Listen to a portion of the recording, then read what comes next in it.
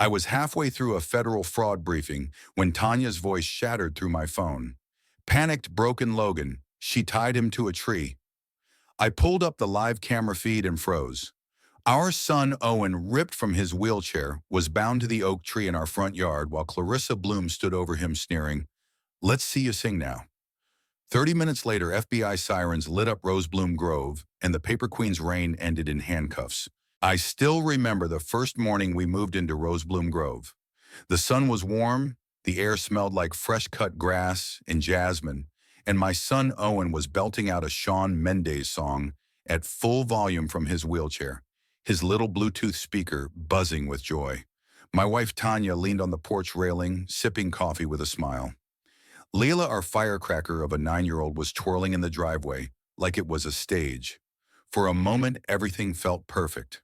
We had left behind the chaos of uptown Charlotte to settle here, an upscale, well-manicured neighborhood, where the sidewalks gleamed and every mailbox looked like it had a college degree. It was supposed to be a new chapter, peaceful, safe, a place where Owen, who was born with cerebral palsy and lived his life from a wheelchair, could grow up surrounded by fresh air and kind neighbors. But within 72 hours, we realized we hadn't moved into a community.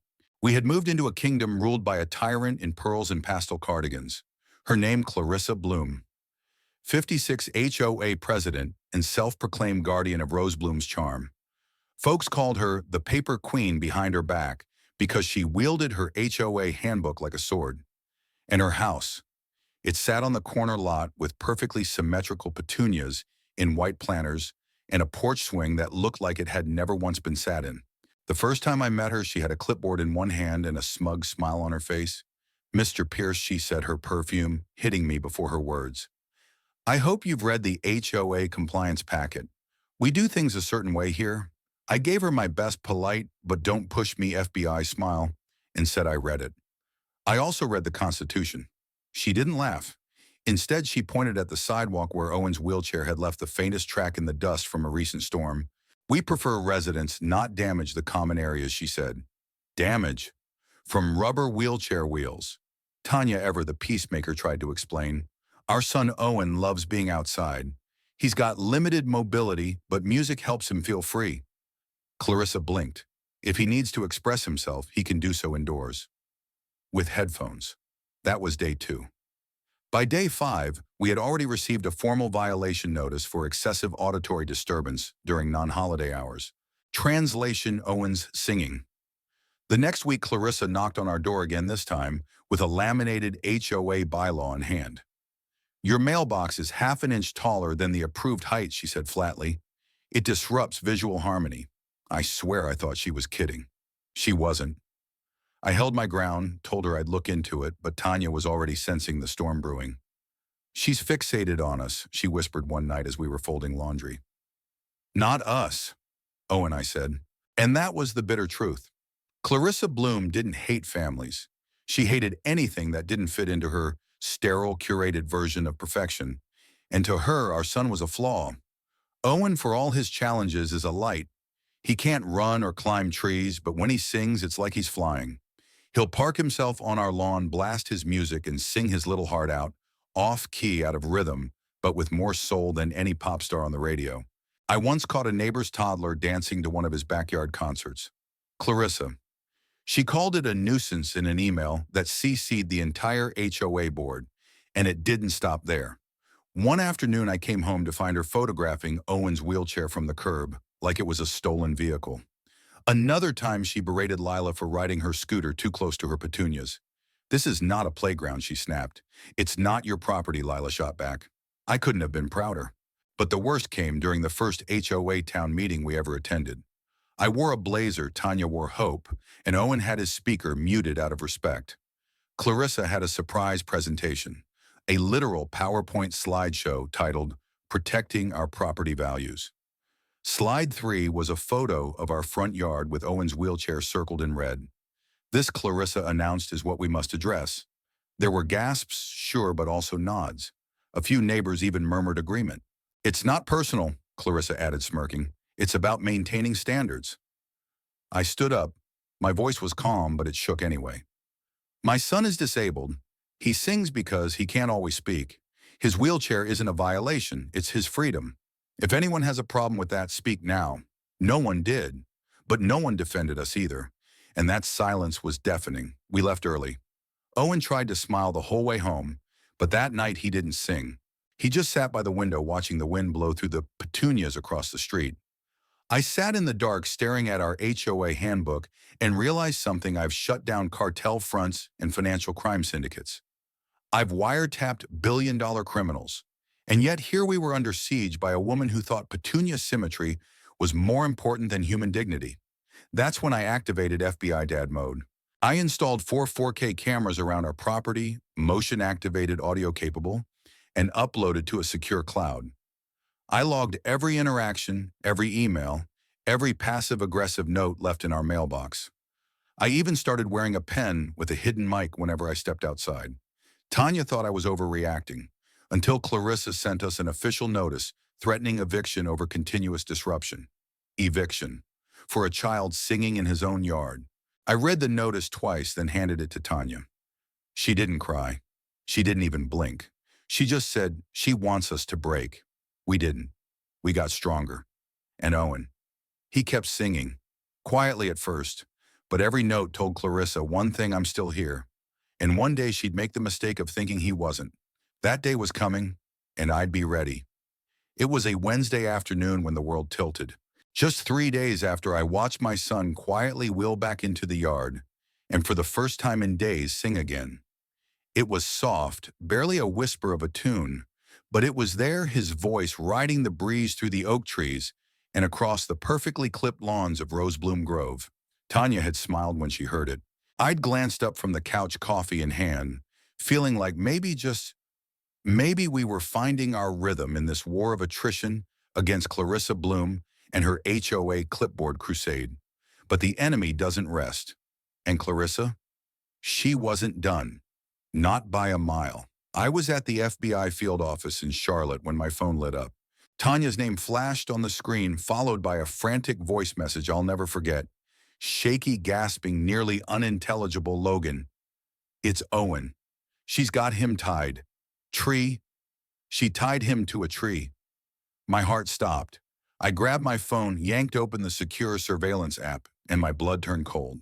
The camera feed from our front yard showed Clarissa Bloom standing next to our son, who had been pulled from his wheelchair and was now bound to the base of our oak tree, his wrists wrapped in thick garden rope, his legs splayed, his head turned, eyes wide with terror. Beside her stood Victor Lang, her smug second-in-command from the HOA board, nervously glancing around like he knew this was too far, but didn't have the spine to stop it. Clarissa's lips were moving, no audio, but I didn't need sound to read her cruel sneer. Then I saw it, her mouth forming the words, "Let's see you sing now." I don't remember setting my coffee down. I don't remember grabbing my jacket or yelling for backup. I just remember the way my knuckles felt when I punched the emergency alert on my FBI phone and called in a code red. My voice, even through the fury, was steady. This is Agent Logan Pierce. I need an immediate tactical response to Rosebloom Grove. Suspect is in the act of physically restraining a disabled minor. Suspect name Clarissa Bloom. Repeat, this is a code red involving a child. The dispatcher confirmed, and the wheels turned fast. Within minutes, my colleague Jason was on the move. Within 20, sirens were screaming down the 485 Beltline.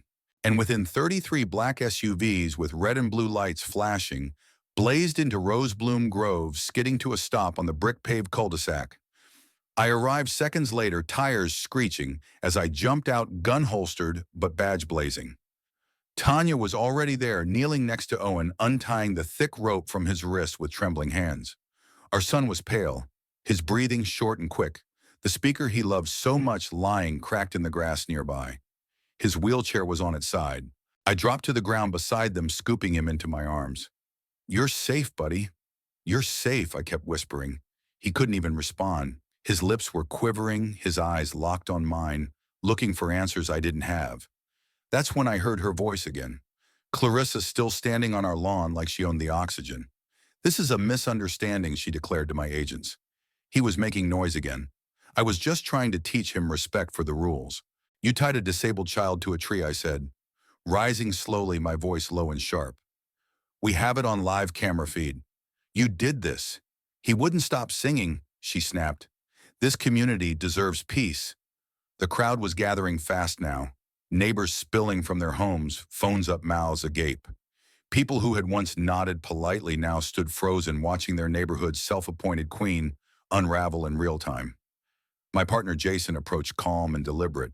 "Ma'am," he said, holding up his badge, "you're under investigation for assault and unlawful restraint of a minor. You need to come with us now." "I demand to speak to a lawyer," Clarissa barked. "This is an attack, a smear. This family has been undermining our community for months," but Jason didn't flinch. "That's not your decision anymore." As they cuffed her, Victor Lang tried to slink away, but I stepped in front of him, holding up my phone. With the footage paused right on his face, his hands on the rope. "Where do you think you're going, Victor? You helped her. You're in this too." I didn't want to," she said. "You stood there and let it happen." I cut him off. "You'll explain that to the authorities." Within the hour, both Clarissa and Victor were in federal custody. But that wasn't enough. Not for me. That night, Tanya did what she does best. She stood up. While I reviewed evidence with the legal team, she called for an emergency neighborhood meeting and invited every resident of Rosebloom Grove to our driveway. People showed up, more than we expected.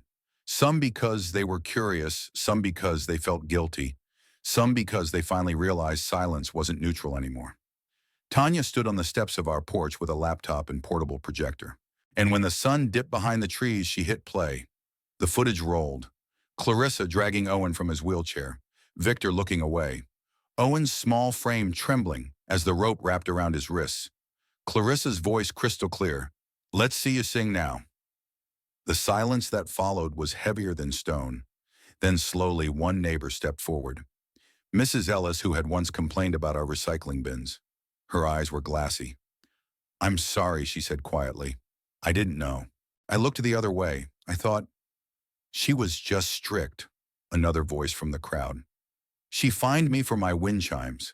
I didn't have the courage to say anything. Then Bob, the same Bob who had nodded at Clarissa's slideshow weeks ago, cleared his throat.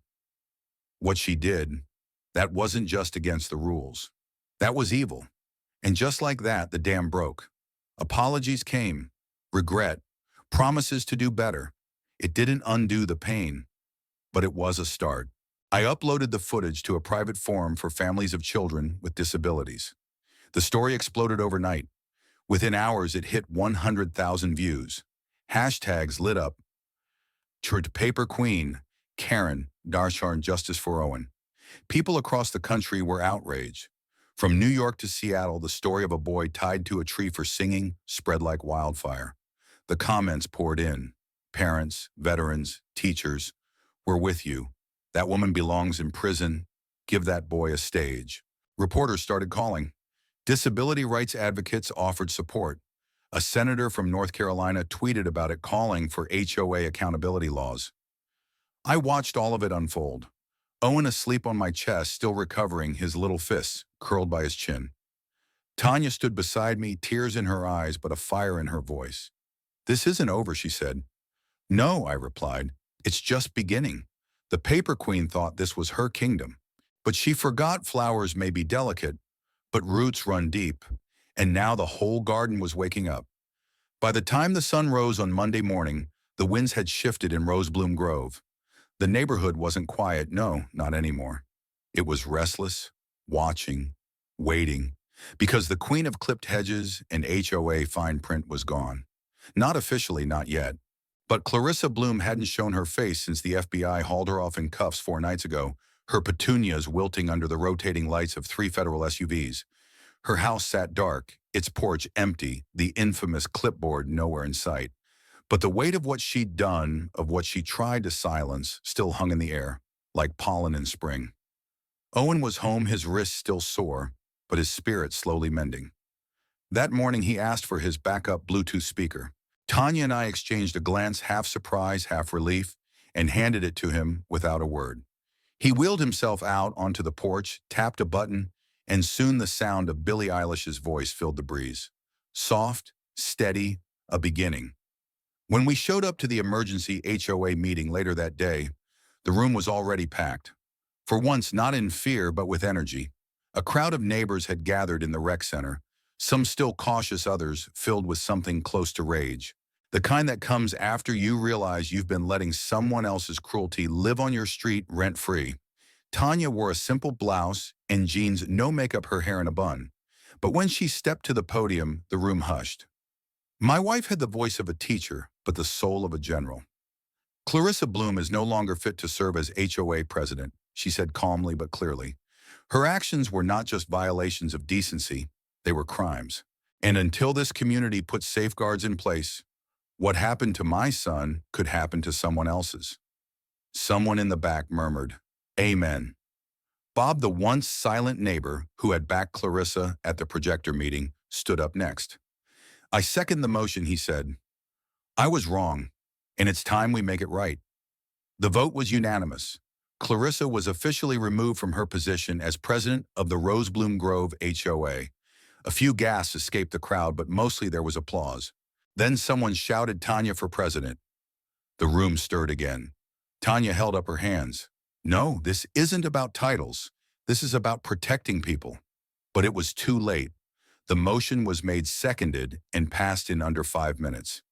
Just like that, my wife became interim president of the very board that once tried to silence our son. Clarissa, meanwhile, had far bigger problems. With the evidence collected, video, audio recordings, and Victor Lang's full confession, our legal team moved fast. Assault of a disabled minor, unlawful restraint, intentional emotional harm, discrimination. And then the twist that sealed her fate: embezzlement. Turns out Clarissa had been skimming HOA dues for years. Our friend Jason from the Bureau found the paper trail funds siphoned from common area maintenance into a personal beautification account. Thousands of dollars, all under the radar until now. By Thursday, Clarissa Bloom was in front of a judge. Her lawyer tried to spin the usual defense: stress, mental exhaustion, loss of community control. But the judge wasn't buying it. Not with Owen's video playing on the screen. Not with a packed courtroom of supporters wearing "Justice for Owen" pins on their jackets. The sentence: $15,000 fine, 6 months of community service at a children's rehab facility, and $20,000 in restitution to the Pierce family for therapy, medical expenses, and emotional trauma. Clarissa didn't cry. She didn't apologize. But the moment the cuffs went back on and she was let out through the side door, her reign over Rosebloom Grove crumbled for good. Her house went up for sale the following Monday. The petunias were dead by Tuesday. But something else bloomed in their place: change. That weekend, neighbors we barely knew started showing up with casseroles and apology letters. Owen received a brand new speaker in the mail, no return address, just a note that said, "Keep singing, kid." Mrs. Ellis baked him a pie. Bob offered to mow our lawn for the month. And Jenny, a mom from 4 streets over, launched a fundraiser for Owen's recovery that raised $10,000 in 2 days. Tanya, now acting as HOA chair, proposed a new bylaw, the Law of Owen, a standing protection clause for residents with disabilities explicitly outlining their rights, the limits of HOA oversight, and the zero-tolerance policy for any form of discrimination. It passed unanimously. One of the board members cried as they signed it into the records. "This never should have happened," she whispered, "but we're going to make sure it never happens again." Meanwhile, the video of Clarissa's arrest had passed 2 million views. A senator from Georgia had shared it, calling for HOA reform at the federal level. Advocacy groups were reaching out. I got a call from a national nonprofit asking if Owen wanted to be the face of a new inclusion campaign. I asked him. He just smiled and said, "Can I sing in it? You can do whatever you want, buddy," I said, choking back tears. The next Saturday, we held the first ever Sing with Owen Day in the community park. Tanya organized it. Lila made posters. I set up speakers. And Owen, he wore his favorite superhero t-shirt and belted out every song like the world was finally listening. Kids danced. Parents cried. Neighbors who had once looked away now stood front row, clapping and singing along. And when Clarissa's old porch, now empty, faded into the background behind a line of folding chairs and blooming azaleas, it felt like justice had not just arrived, but taken root. That night, after the music ended and the crowd dispersed, I sat with Owen on the porch. He leaned his head against my arm and looked up. "Detia, buddy, do you think people hear me now?" I looked out across Rosebloom Grove at the houses lit up with porch lights and laughter at the chalk drawings Lila left on the driveway, at the spot where the rope had once scarred our tree and was now wrapped with a yellow ribbon that read, "You are loved." "They do, Owen," I whispered. "They do now." And somewhere in the back of my mind, I knew Clarissa Bloom would hear his voice too, wherever she was. Because some voices once heard can never be silenced again. Not by rules, not by fear, not even by a paper queen with a garden full of petunias. In a world that often values silence, perfection, and control over kindness, compassion, and courage, this story reminds us why we must never stay quiet when injustice walks into our neighborhood. What happened to Owen wasn't just a clash between a family and an HOA president. It was a powerful reminder of what happens when we allow rules to overshadow humanity. The biggest lesson here is this: your voice matters. Whether you're a parent, a neighbor, a teacher, or a child in a wheelchair, who just wants to sing your voice deserves to be heard. And when someone tries to take that away, when they threaten, bully, or isolate the vulnerable, the most powerful response we can give is not vengeance, it's unity, truth, and action. Logan Pierce, as a father and an FBI agent, didn't just use his badge. He used his love, his patience, and his persistence to bring justice not only to his family, but to an entire neighborhood that had been asleep. Tanya showed that sometimes quiet strength can become a roar when it's needed most. And little Owen proved that even when your body's limited, your spirit can be limitless. To every viewer listening right now, if you see someone being mistreated, speak up. If you're part of a community, stand together. If you've ever been told you're too loud, too different, too much, don't shrink to fit someone else's smallness. The world doesn't need more rules. It needs more understanding. It needs people like you to turn sidewalks into safe spaces, backyards into stages, and neighborhoods into real communities. At the end of the day, Owen's story isn't just about a boy in a garden. It's about all of us, the ones who refuse to be silent when silence is injustice. It's about remembering that courage doesn't always look like a courtroom. Sometimes it sounds like a child singing with everything he's got. From all of us at Us Justice Stories, thank you. Thank you for listening. Thank you for caring. Thank you for standing with families like the Pierces who choose love over fear, truth over comfort, and community over control. If this story moved you, share it, speak it, live it, and wherever you are, let your voice rise. Because in a world full of Clarissas, we need more Owens.